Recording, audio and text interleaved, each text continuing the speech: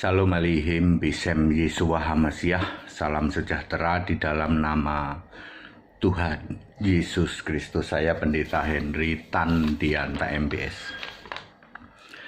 Kita akan membahas sebuah pertanyaan ya. Sebenarnya ya saya sudah pernah bahas sih, tapi mungkin ini belum detail ya.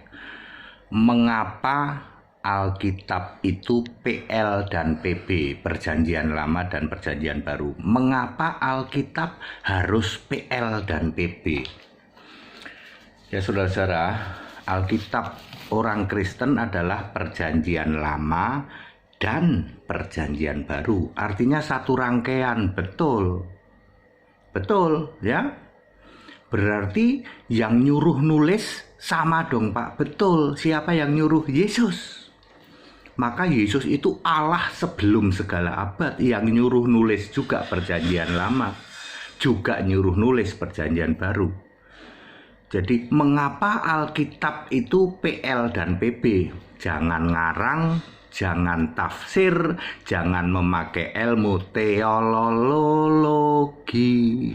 Pakailah sumber yang valid, yaitu Alkitab. Apa kata Alkitab ya? Nomor 1, Lukas 24 ayat 44 dan 45. Ini perkataan langsung Yesus. Harus digenapi apa yang tertulis tentang aku. Aku Yesus.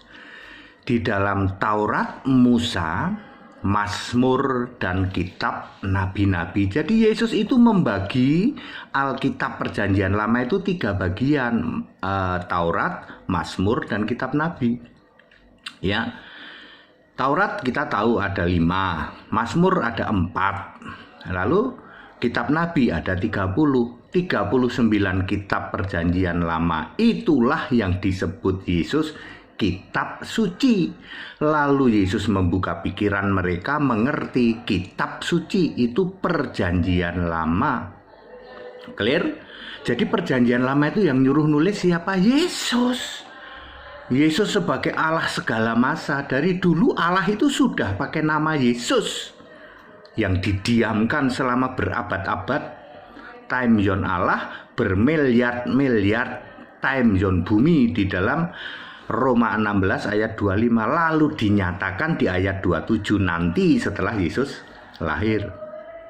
Ya, di Perjanjian Lama yang nyuruh nulis kitab itu siapa? Yesus. Ada banyak bukti. Salah satu contoh saja ya. Salah satu contoh adalah Keluaran 32 ayat 33. Kepada Musa bilang gini, Musa, hanya orang yang berdosa kepadaku yang namanya aku hapus dari kitabku. Loh, ternyata Yahweh Tuhan Guru Besar semua punya kitab. Betul, tempat nama kita tertulis. Betul, kitab apa itu? Kitab kehidupan, Wahyu 21 ayat 27. Milik siapa? Ya milik Yesus anak domba. Berarti dari dulu kitab kehidupan itu sudah ada Pak. Sudah. Nyatet nama-nama kita dulu. Pemilik kitabnya sama dong Pak, Tuhan Guru Besar semua Yahweh dengan Yesus anak domba sama dong, sama. Ya. Jadi clear, Perjanjian Lama yang nyuruh nulis Yesus. Lalu Yesus sendiri yang punya ide. Ini bukan maunya kita. Yesus sendiri yang punya ide, ya. Yeremia 31 ayat 33, Ibrani 10 ayat 16 dan 17. Ya, aku akan mengadakan perjanjian baru tuh. Yang punya ide mengadakan perjanjian baru itu Yesus, bukan kita. Aku akan mengadakan perjanjian baru dengan umatku Israel, yaitu apa? Taurat akan aku taruh di dalam batin dan ditulis di dalam akal budi. Taurat ditaruh dalam batin, ditulis dalam akal budi. Ibrani 10 ayat 16 dan 17, Yeremia 31 ayat 33. Ya. Itu disebut dengan Taurat karena iman, Roma 3 ayat 31 ya. Contohnya begini. Anda tahu halal haram? Tahu Pak. Nih contoh nih HTD nih, dites nih HTD. HTD mengimani Taurat karena iman. Pak ATD, Anda tahu halal haram? Tahu dong, Imamat 11 ayat 1 sampai berapa ya? 47. Ya. Terus kenapa Pak TD tidak melaksanakan itu? Saya tahu, saya mengimani Taurat karena iman ditaruh dalam batin, ditulis di dalam akal budi. Apa yang masuk tidak mengharamkan, tidak najis, tetapi justru yang keluar dari mulut, hujat, caci maki, itu yang najis. Semua makanan halal. Itu bukti bahwa saya ngerti yang namanya Taurat iman. Jadi bukan soal halal haram, enggak, itu sudah berlalu. Taurat fisik sudah berlalu. Sekarang Taurat iman. Persepuluhan gimana Pak? Persepuluhan itu Taurat fisik, gitu. Ya, Taurat fisik ditakut-takuti di Maliaki 3 ayat 10-11. Wah, ini andalannya pendeta nih, pendeta mata duitan yang Tuhannya adalah perutnya. Semua jemaat ditakuti pakai Maliaki 3. Padahal Taurat karena iman ada 2 Korintus 9 ayat 7 dan 8. Memberi dengan sukacita, sukarela, bahkan Allah berkata Allah akan melimpahkan segala sesuatu. Ya, dengan berbagai-bagai kebajikan. Lah itu kan lawannya Maliaki 3 ayat 10, andalannya para pendeta itu. Ya. Bagaimana dengan sunat, Pak? Lah sunat itu kan ada aturannya, ada. Dipotong ujungnya umur 8 hari. Ingat ya, jangan dipotong pangkal, potong ujung pisang. Lalu sekarang berganti dengan sunat hati. Hatinya yang penting disunat. Ngerti? Itu yang disebut Taurat karena iman. Maka muncullah yang namanya perjanjian baru. Ya, perjanjian baru itu karena Allahnya perjanjian lama, yaitu Yahweh, Tuhan Guru besar semua, dibentuk menjadi manusia. Yesaya 43 ayat 10 sama dengan Yohanes 1 ayat 14, namanya Yesus. Lalu mati disalib. Maka Efesus 2 ayat 15 Taurat itu batal taiye yang 613 itu. Tetapi yang hanya perintah tanpa ketentuan tidak batal, seperti mengasihi sesama, hormati orang tua dan lain sebagainya. Clear sampai sini? Jadi Yesuslah yang menyuruh perjanjian lama selesai sampai yang namanya Yesus mati disalib, ya. Ya, itu selesai. Allahnya sudah jadi manusia, Allahnya udah wis ora ono, yaitu not exist anymore. Gusti Allahnya orang Yahudi itu sudah nggak ada, agama Yahudi udah nggak ada, ya. Sudah jadi manusia namanya Yesus. Terus tiang agama yang namanya liturgi atau apa itu syariatnya yang namanya Taurat batal. Lah gimana? Allahnya sudah nggak ada, ya. Terus syariat Tauratnya sudah batal. Ya. Maka Matius 24 ayat 1 dan 2 Yesus berkata, nih bait Allah ini akan roboh. Loh, Yesus itu sembarangan apa ya ngomong gitu ya? Bait Allah akan roboh. Maksudnya apa? Maksudnya apa? Padahal bait Allahnya lagi megah-megahnya waktu itu. Hebat ini, bangunan hebat ini. Yesus berkata, bait Allah ini akan dirobohkan. Ya, itu memberi tanda. Itu tanda dari Yesus. Tanda untuk apa, Pak? Untuk 3 hal. Pertama, bait Allah sudah diukur di dalam Wahyu 11 ayat 1 dan 2. Ukurlah bait Allah. Yang disuruh ngukur yang mana? Ya bait Allah kedua itu. Kan Yesus sudah naik ke surga nih. Lalu Yesus ngasih tahu ke Yohanes, ini Yohanes, nanti ada malaikat yang mau mengukur bait Allah. Ya, ukurlah bait Allah. Ya, di dalam Wahyu 11 ayat 1 ya.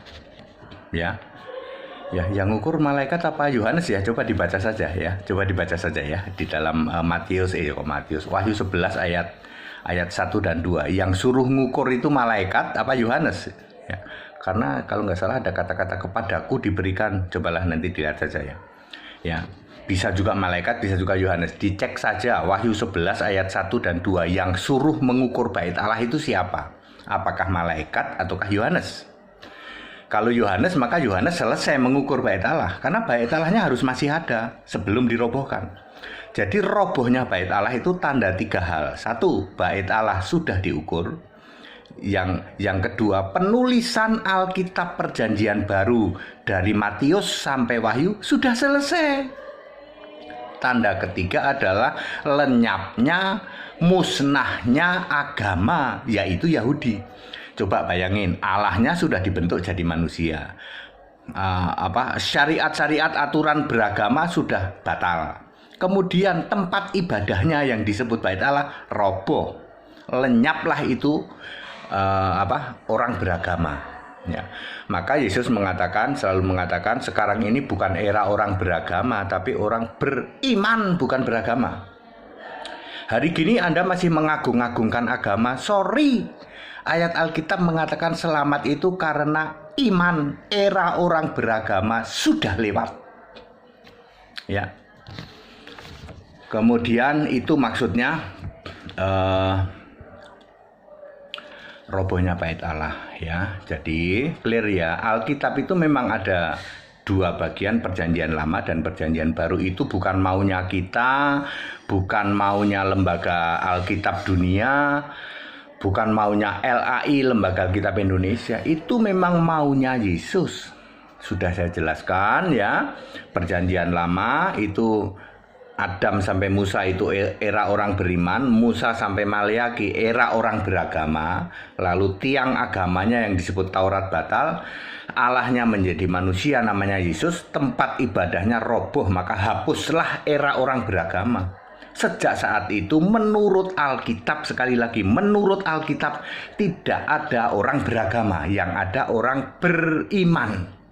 Kembali lagi seperti Adam sampai Musa.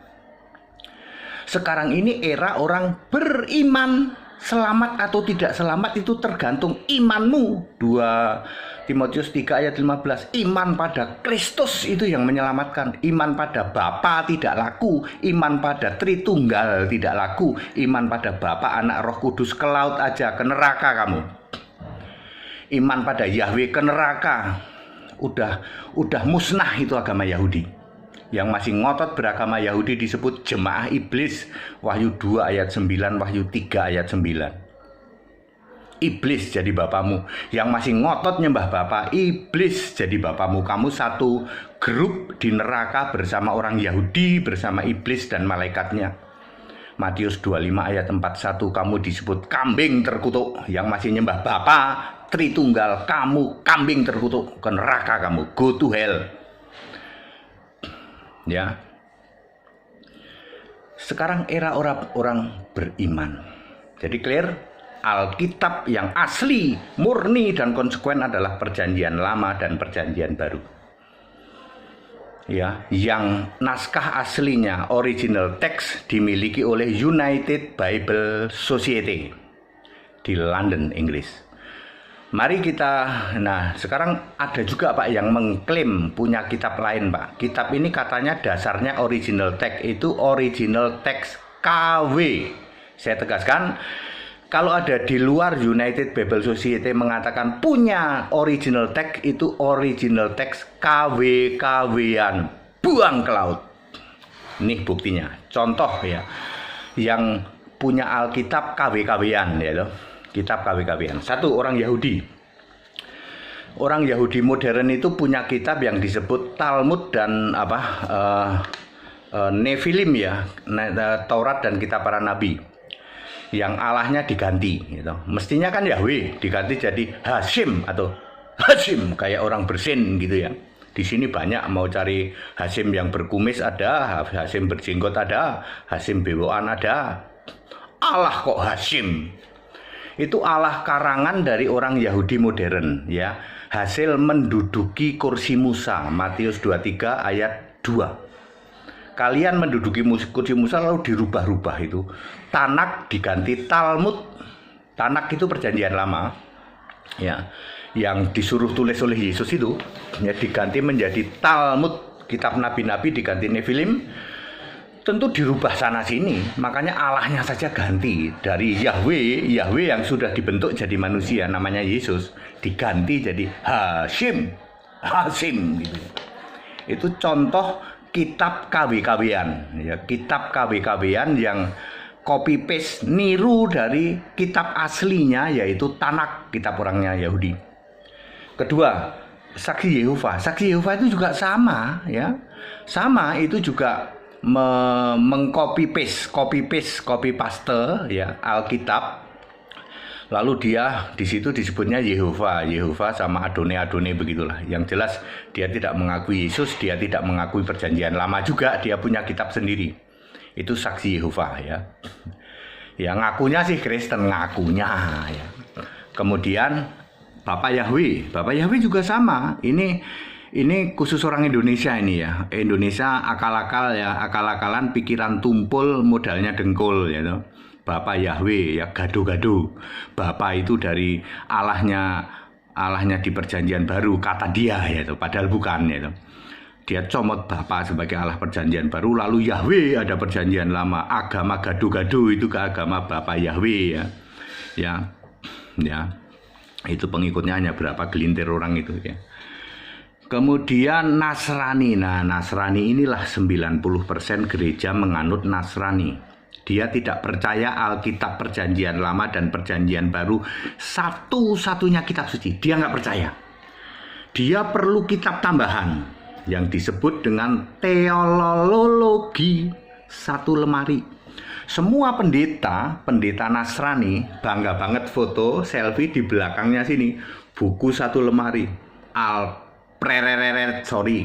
Gede lucu, mampet, dekil, tengil, pengepul segala rupa, Stephen Drum, semua bangga. Foto di belakangnya ada buku satu lemari yang disebut buku-buku teolologi.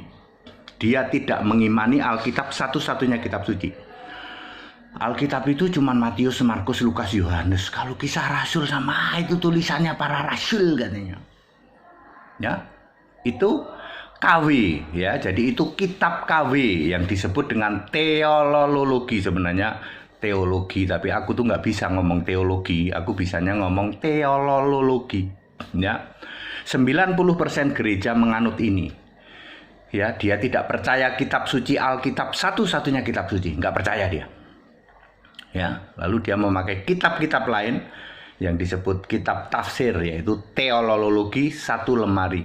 Teolologi ya, tafsir Alkitab, ngarang sendiri, satu lemari. Teolologi, kebenaran sendiri, pikiran tumpul, modalnya dengkul. Pergi ke laut saja jadi pengajar ikan duyung. Pergi ke hutan saja jadi gembala bedes. Kemudian yang terakhir adalah kitab tipe X. Ya. Kitab tipe X ini juga copy paste dari Alkitab asli. Satu-satunya kitab suci yang ditulis oleh atas suruhan ilham dari Yesus.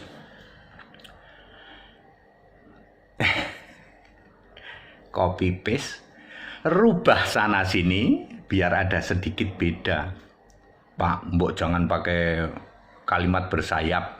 Apa sih maksudnya kitab tipe X itu? Yang copy paste itu, Pak. Nyontek dari Alkitab ya, di copy paste, rubah sana sini biar sedikit beda. Kitab apa, Pak? Mbok terus terang. Contoh ya, kitab Mormon. Astagfirullah, kira ini itu, Pak. Ya kan saya ngomongnya kitab Mormon. Waduh, Pak, kira ini itu, Pak. Udah nancep, Pak. Walaupun Bapak ngomong kitab Mormon, tapi nancep, Pak. Nancepnya kemana? Ke yang lain, Pak. HTT itu guling. Orang yang dengerin khotbah HTT guling-guling, saudara. HTT itu ngomongnya kitab Mormon, tapi yang kena sasaran orang lain. Lah aku kan ngomong contoh kitab yang copy paste, gitu. Copy paste semua ditiru semua tuh, nama nabinya, nama ininya ditiru. Dibeda-bedain sedikit biar kelihatan beda. Contohnya apa? Mormon. Astagfirullah. Ya, Bapak Ibu Saudara, jadi kenapa Alkitab itu harus perjanjian lama dan perjanjian baru? Very clear. HTD Hana jelasin pakai ayat Alkitab. Kita Indonesia, kita Pancasila, toleransi harus, keberagaman wajib disyukuri, bersahabat dengan beda iman itu bisa. Kepada saudara-saudaraku yang mau menindaklanjuti apakah Tritunggal ini bisa diperkarakan karena sebagai penista Kristen ya, karena menista Allahnya orang Kristen. Allah yang satu dan esa yang punya nama Yesus Kristus dinista, tidak diakui, kemudian Allahnya itu jadi tiga. Allah yang satu dirubah jadi kesatuan. Lalu Allah yang punya nama Yesus dirubah jadi Bapa. Kemudian kitab suci, Alkitab satu-satunya kitab suci dinista, direndahkan, diganti atau ditambahi dengan kitab lain satu lemari. Saudara-saudara yang secara legal bisa untuk memfollow up ini, saya akan mengendorse, saya akan mendukung dengan dukungan ayat-ayat Alkitab. Apakah Tritunggal bisa dianggap sebagai penista kekristenan?